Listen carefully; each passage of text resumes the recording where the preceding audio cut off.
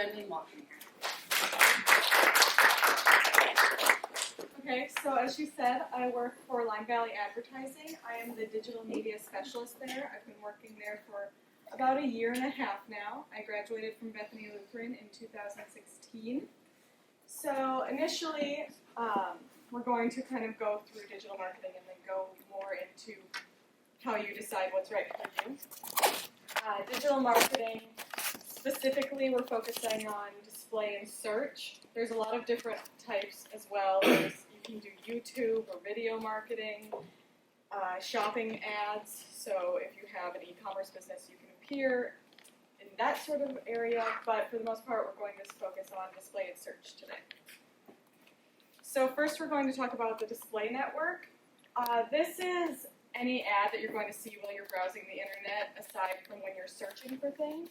So, for example, I have a Ford Fusion ad that appeared to me the other day, and really, anywhere you go, it's not every single site because they have to partner with the organization that you're advertising. Complex than the display network, just because there's only so much you can do because you're not catching people all over the internet, you're not hunting them down, it's more like they're hunting you down, but you're also coming to meet them.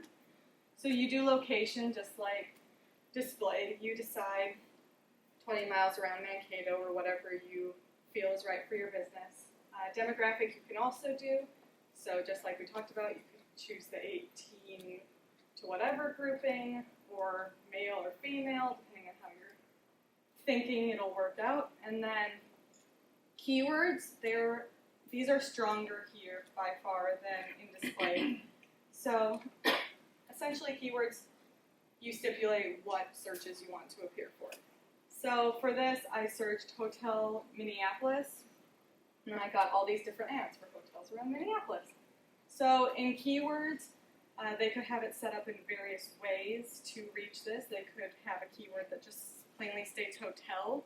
So if you have your area as just in the state of Minnesota, so you'll appear on a search that searches hotel in Minnesota, you'll appear. But that might not be the best for you because there's obviously so many places you could go other than Minneapolis.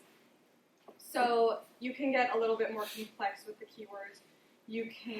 There's different ways of writing them. So if you put brackets around them, you say Minneapolis hotels, then you'll only appear on searches that specifically say Minneapolis hotels and nothing else. And you can add more than that, so it won't just be like only that specific search you'll ever show up on. But then you can also do it, you can add in quotation marks, so say Minneapolis hotels, but with the quotation marks, it'll allow, that phrasing has to stay together, but you can have words on either end of it, whatever combination, since people do tend to make longer search queries than you would expect. And then you can also just do hotel plus Minneapolis so that you'll show up on any search that includes the word hotel and Minneapolis. So there's a lot of flexibility in how you can add keywords. There's also the ability to add what are called negative keywords. And that means that if someone searches something that happens to have your keywords, but it's not a relevant search to you, you can add a negative keyword so that you never appear on that type of search again. And the way you kind of know what kind of irrelevant searches might be occurring is specifically on Google, I know you can see actually what people have searched. And there's some very interesting searches out there, so careful. But yeah, so you just look at it and determine, was this search really relevant to me? Maybe I should eliminate airport if my hotel isn't near the airport and someone's clearly specifically looking for an airport hotel. So that's really how reaching your audience with search works. It's not too complex as long as you really are familiar with what people might be searching. Google also offers suggestions, and I'm sure Bing does too, about like what people might be searching, since they obviously know what people are searching and they know how many people search, how frequently. They can give you statistics from the past however many months about how many people have performed a search using that kind of keyword. So they offer a lot of assistance. And then determining what's best for your business. It can be very difficult with so many options, especially on the display side. Really, you want to first think if you want display, search, or both. If you want both, the best bet is to go with Google or Bing, unless you want to divide. Sometimes it's really nice to have them in one service, but I do have some clients that do search on Google and then display through the free press. So, and then if you want display, you obviously have all the offerings and more that we talked about earlier. And then search, it's essentially Google and Bing are your search options. And then from there, you want to consider pay-per-click or impression. So another way that these things vary is what you pay for. A lot of them will do pay-per-click, so that's pay anytime someone clicks on your ad and goes to your site. So that means that they actually interacted with it.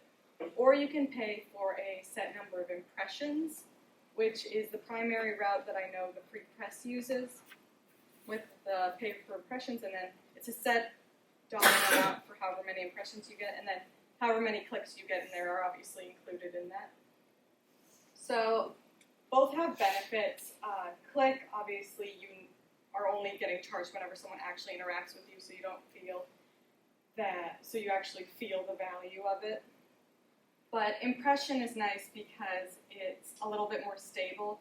You know exactly how much you're going to be paying.